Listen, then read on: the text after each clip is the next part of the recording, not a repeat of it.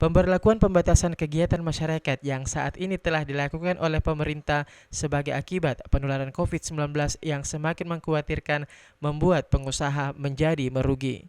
Pasalnya, himbauan PPKM oleh pemerintah ini memberikan kebijakan kepada pengusaha harus tutup pada pukul 5 sore, seperti salah satu warung kopi yang terletak di Jalan Todopeli, Kota Makassar ini.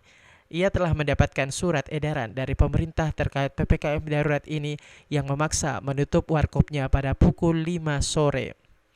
Pengusaha pun mengeluh lantaran pengusaha warung kopi tersebut biasanya ramai pelanggan saat sore hingga malam. Menurut pengusaha warkop, saat ini di tengah pandemi saja keuntungannya tidak pernah mencapai 50%. Apalagi saat ini pemerintah memberlakukan PPKM darurat semakin membuat pengusaha kesulitan.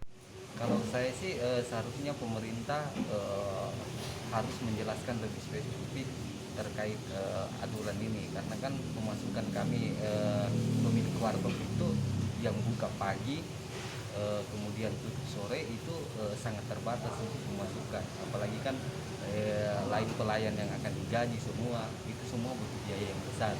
Sekarang lagi ini di masa pandemi pemasukan itu sangat kurang, apalagi dengan adanya pembatasan.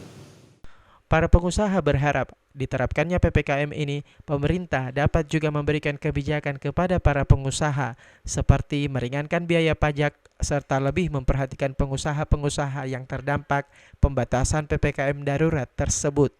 Pemberlakuan PPKM menuai pro dan kontra. Namun patut dipahami bahwa pandemi COVID-19 harus diperangi secara bersama-sama agar tidak semakin parah, utamanya di Sulsel. Mari perketat protokol kesehatan demi kepentingan bersama. Ilham Cepi, Fajar TV dan Fajar Radio melaporkan.